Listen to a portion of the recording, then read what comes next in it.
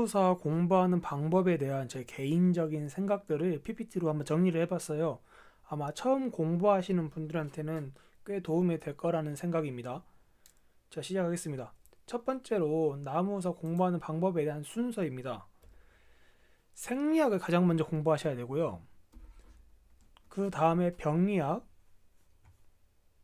그 다음에 토양학, 해충학, 관리학입니다. 병리학 공부하신 다음에 해충학 먼저 공부하시고 토양학을 네 번째로 공부하셔도 크게 상관은 없습니다. 그러나 이 순서대로 지켜주셨으면 좋겠어요. 마지막으로 관리학을 공부하시면 되고요. 이거는 공부의 순서입니다. 순서. 공부의 량이 아니에요. 그러면 공부의 량은 어떻게 되냐? 자, 병리학이 제일 많고요. 그 다음으로 해충학입니다. 토양학이고요. 관리학, 생리학이 가장 적게 공부하셔야 됩니다. 여기 별이 있죠. 별당 회독수 곱하기 3 하시면 돼요. 즉 그러면은 생리학 같은 경우는 3회. 이건 최소 회독수입니다. 최소 회독수. 공부 시험 보시기 전에 최소 회독수예요. 병리학은 15회, 해충학은 12회 정도, 그리고 토양학은 12회 정도, 해충학은 15회, 관리학 역시 6회 정도로 읽어보셔야 보시고 나서 꼭 시험을 합격하셨으면 좋겠습니다. 제가 왜 그러느냐? 공부의 량이 사실 제일 중요한데요. 생리학 같은 경우 왜 공부의 량이 적냐면은 이건 필기시험밖에 나오지 않아요. 그런데 병리학, 토양학, 해충학, 관리학은요. 이 네 가지는 필기 플러스 실기입니다.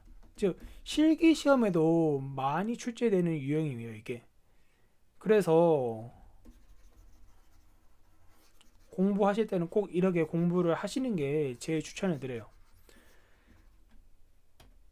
다시 생리학을 가장 적게 공부하셔야 되고요. 토양학, 해충학, 그리고 병리학 같은 경우는 실기 시험을 공부할 때도 또 다시 책을 봐야 되기 때문에 여기서 그냥 고득점을 나오는 게 훨씬 여러분의 수험 기간을 단축을 시킬 수 있는 하나의 방법이라는 것. 자, 나무사 교재 추천입니다. 어떤 책을 봐야 되시는지 잘 모르시는데 볼게요. 첫 번째로 병리학 책을 보셔야 됩니다. 병리학 책을 보시는데 이때 병리학은 향문사의 수목병리학, 향문사 신고 수목병리학 보시면 되겠고요. 두 번째로 토양학입니다. 토양학 같은 경우는 컨셉 토양학이라고 있어요. 이게 시중 약간 중고등학교 참고서 형식으로 형식이 되어 있거든요.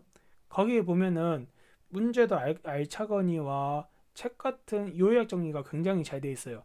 나머지 이 두 개 같은 경우는 기본서이긴 하는데 이게 살림토양학 이게 심판인 것 같아요. 심판 같은 경우는 한자가 없어요. 근데 오래된 구판 같은 경우는 한자가 이게 굉장히 많았거든요. 살림토양학이.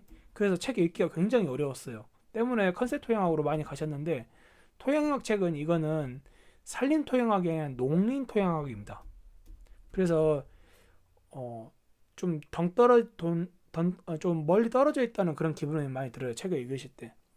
그래서 순서를 꼭 굳이 꼽자면은 컨셉 토양학을 가장 먼저 사실서 공부하시고요. 그 다음에 산림토양학, 농림토양학을 공부하시면 됩니다. 근데 산림토양학에 혹시나 구하신 책이 한자로 돼 있다면은 그 책은 아예 읽지를 마세요. 그건 시간 버리는 겁니다. 무슨 말인지 아시겠죠? 이건 했는데 잠깐만요. 그리고 관리학 책입니다. 관리학 책 같은 경우는 어, 양성 기간에 있는 모든 자료를 읽어보시는 걸 추천해드려요. 책이 따로 교재가 없습니다. 왜 교재가 없냐면은 물론 이경준 교수님이 쓴 수목 관리학이라는 책이 있긴 있어요. 그런데 그 책이 수목 생리학이랑 중복돼 있는 내용이 너무 많아요. 그렇기 때문에 그렇게 하시면 될 것 같고요. 농약 같은 경우도 역시 양성 기간에 있는 모든 자료를 참고하시는데 여기서 가장 중요한 거는 작용 기작에 따른 구분입니다.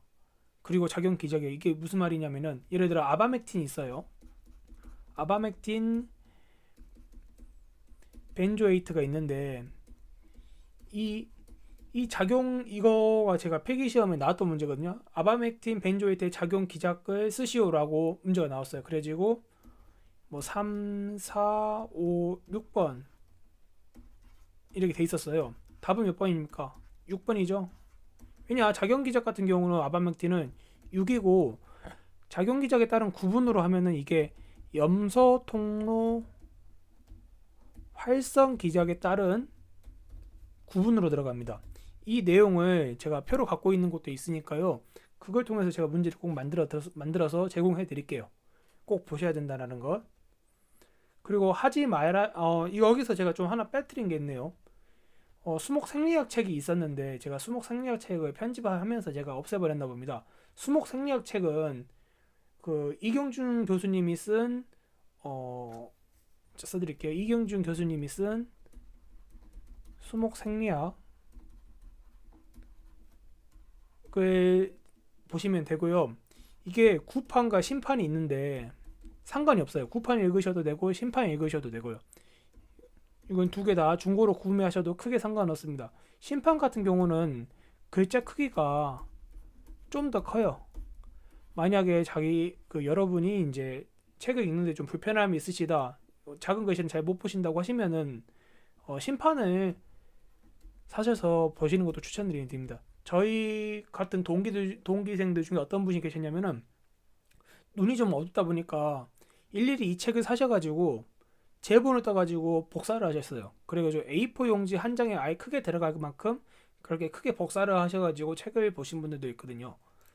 이런 부분이 있을 거고요. 자, 그러면은 공부하면서 꼭 하지 말아야 될과 해야 될 일을 말씀을 드리겠습니다. 하지 말아야 될 일입니다. 첫 번째로는 강의를 들으시면 안 돼요. 이게 무슨 말이냐? 이게 어떤 제 발에 발등찍 낄 수도 있겠지만은 꼭 말씀을 드리고 싶어요. 왜 강의를 듣지 말라면요? 양성기간에 듣는 것만으로도 이미 충분해요. 두 번째로는 시간이 부족합니다. 제가 위에서 말씀드렸죠. 회독수 있죠? 예를 들어 뭐라고 해야 되죠? 병리학 같은 경우는 거의 20회독 이상을 제가 읽어야 됐잖아요. 20회독 이상을 읽었어야 되는데 그 량을 읽으려고 하면은 시간이 많이 부족합니다. 그렇기 때문에 스터디 모임도 웬만하면 자제를 하시는 게 좋아요. 우리가 노량지 같은 데 가면은 스터디 모임 꽤 많거든요. 근데 공무원 시험 합격하는 사람들 대부분이 스터디 모임에 참석하지 않는 사람들이 노량진 내에서 탈출을 합니다. 왜냐면은 스터디 모임 하면요 대부분요, 그러니까 제 나이 또래였어요. 대부분 스타하거나 롤하거나 게임하느라고, 아니면 친목질하거나 아니면 여자 만나느라고 공부 안 합니다. 그리고 스터디 모임을 하면은 그 스터디 모임에 대한 시간을 계속 쫓기다 보니까 스스로 공부할 수 있는 양이 적어져요. 세 번째로 문제풀이입니다. 문제풀이 같은 경우도 공부가 다 끝난 다음에만 하시면 좋을 것 같아요. 문제풀이 같은 경우도 많이 하시는 걸 추천을 안 드립니다. 가장 먼저 중요한 거는 회독수예요. 회독수. 스스로 공부하는 방법과 회독수이고요. 시중에 나와 있는 문제를 크게 많이 풀어보시지 않으셔도 합격하기에는 충분할 거라고 생각합니다. 그런데 문제풀이는 어떨 때 필요하냐면 메타인지라고 해서 내가 이 책을 내가 잘 알고 있는지 잘 읽고 있는지에 관한 좀 의문점이 될 때, 그때 사람들이 문제를 풀어야 돼요. 근데 무턱대고 책을 한번 읽고 나서 문제를 푼다? 전 그거는 좀 아니라는 생각이 드네요. 그리고 해야 할 일입니다. 꼭 해야 할 일 말씀드리고 싶어요. 해야 할 일 첫 번째로 교과서 위주로 독서하는 방법입니다. 교과서 위주로 독서를 하셔야 돼요. 회독수 곱하기 3 하시라는 거 말씀드렸죠. 메뉴에서. 예를 들어 병리학은 20회독, 그리고 생리학 같은 경우는 3회독 정도 하셔야 되고요. 그리고 요약 정리를 하실 때요, 실기 답안지로 작성하셔서 이제 요약 정리를 하십시오. 이게 왜 그러냐면은 제 개인적인 아픔 때문에 그래요. 왜냐면 제가 실기를 4번 만에 붙었어요. 제가 보이는 것도 보시겠지만은 제가 글씨가 그렇게 이쁘지 않아요. 근데 논술을 점수를 잘 받을 수 있는 방법의 가장 첫 번째는 글씨를 예쁘게 쓰는 겁니다. 이 글씨를 예쁘게 쓰는 게 몇 달 만에 이루어지지가 않아요. 한두 달 만에 절대 안 두고요. 적어도 6개월 이상 글씨를 깔끔하게 쓰는 연습을 해야 되는데 제가 시간에 쫓기다 보니까 실기 연습할 때 그렇게 힘들었어요. 근데 이게 글씨 간격이 일반 저희 그 줄눈 이제 공책 같은 경우는 8cm 가량이 8cm 6에서 8cm 가량이 되는데 실기 기술사 답안지 같은 경우는 1cm로 되어 있습니다. 1cm. 0.8cm네요. 이 줄과 줄 사이의 간격이 1cm로 간격이 되어 있기 때문에 막상 쓰시다 보면은 굉장히 당황할 때가 있어요. 어쨌든 실기 시험 볼 때요. 그러면 그 연습을 미리 필기 시험 공부하실 때 하시는 게 정말 좋습니다. 때문에 요약정님이 깜지를 쓰실 때 꼭 이제 공책을 사시지 마시고 실기 답안지로 작성을 하십시오. 근데 이게 아마 이렇게 되면 돈이 좀 많이 들 거예요. 왜냐면은 칸도 카니거니와 복사집에서도 돈을 남겨 먹어야 되니까. 그러면 가장 좀 저렴한 방법은 무엇이 있느냐? 여러분, 제가 공책이 줄 사이 간격이 6.8에서 0.8cm라고 말씀드렸죠.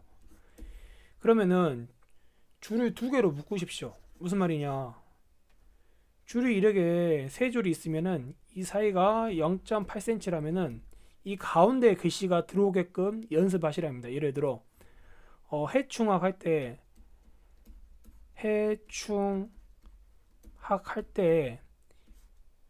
여기서 해는 이제 가운데 끝이니까 동그라미가 이 가운데에 들어가게끔 하시고 충자와 그 충자의 치읓자와 이응자는 이 모음에 따라서 이렇게 구분이 돼서 이렇게 글씨 쓰는 연습을 꼭 하셔야 돼요. 그래야 실기 시험을 볼 때 저처럼 낭패를 안 당하고 좋은 점수를 맞을 수 있을 거라 합니다. 그 연습은 꼭 필기 시험부터 공부를 하셔야 된다라는 것. 세 번째로 기술사 작성 요령 익혀서 요약을 하는 방법이 있습니다. 기술사 작성 요령이 있거든요. 이게 무슨 말이냐면 기술사 작성 요령은 제가 차후에 시간이 되면 제가 말씀을 드리겠는데요. 그 양식이라는 게 있어요. 그 양식에 따라서 글을 쓰는 연습을 하셔야지. 이것도 그래야 실기시험에 논술형에서 고득점이 나옵니다. 대부분 실기시험 논술에서 사람들이 점수가 안 나와요. 저 같은 경우도 이 정도 량을 썼으면 한 90점은 나오겠지 이제 논술 점수에서. 근데 정작 나는 50점밖에 안 나왔습니다. 솔직히 말씀드려 저 논술 쓸 때 제가 모르는 게 없다는 생각이 들 정도였어요. 근데 왜 이렇게 점수가 안 나왔느냐라고 생각이 들면은 글씨밖에 답이 없더라고요. 그리고 글씨와 작성 요령 같은 게 100% 숙지가 되지 않아서 제가 뭐 줄을 끌거나 깔끔하게 쓰지 않았어요. 그런 부분에 대해서 감점이 있는데 그 감점 요인을 줄일 수 있는 가장 첫 번째 연습은 필기시험 때 하셔야 된다는 것 말씀을 드리고 싶었습니다.